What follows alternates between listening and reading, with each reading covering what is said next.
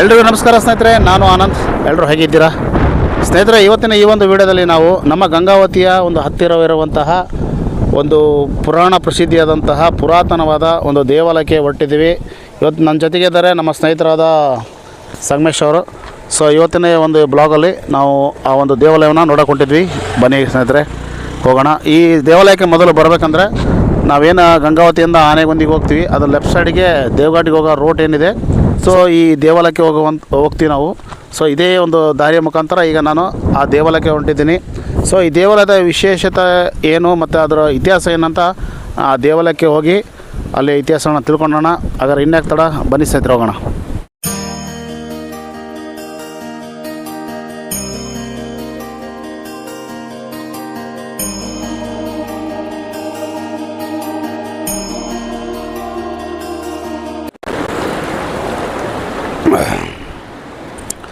ಸ್ನೇಹಿತರೆ, ಈ ಒಂದು ವಿಡಿಯೋ ಸ್ಪೆಷಲಾಗಿ ನಮ್ಮ ಗಂಗಾವತಿಯ ಜನರಿಗೆ ಅಂತಲೇ ಹೇಳ್ತೀನಿ.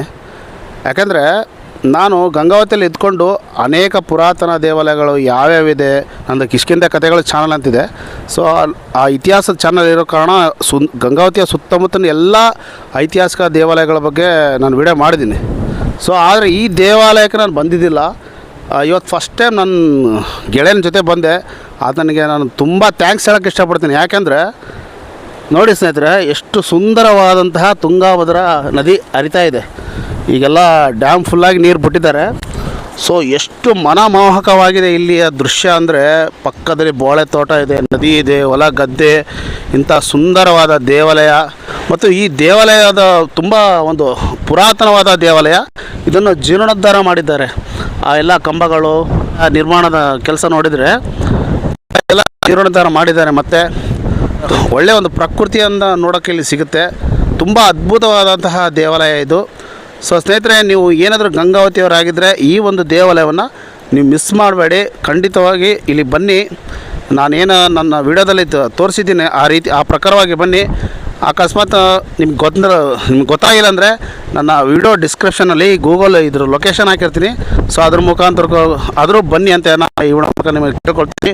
ಹಾಗೆ ಇಲ್ಲಿ ನೀವು ನೋಡ್ತಾ ಇದ್ದೀರಾ, ಒಂದು ಹಳ್ಳಿ ಕಟ್ಟೆ ಇದೆ. ಅಲ್ಲಿನೂ ನಾಗಪ್ಪ ಇದ್ದಾನೆ, ಗಣೇಶ ಇದ್ದಾರೆ, ಆಮೇಲೆ ನಮ್ಮ ಬಾಸ್ ಆಂಜನೇಯ ಇದ್ದಾನೆ. ಸೊ ಎಷ್ಟು ಒಂಥರ ತುಂಬ ಸುಂದರವಾಗಿ ಖುಷಿ ಅನಿಸುತ್ತೆ ಮನಸ್ಸಿಗೆ ಇದೆಲ್ಲ ನೋಡಿದಾಗ. ನನ್ನ ಹೆಸರು ಸಂಗಮೇಶು.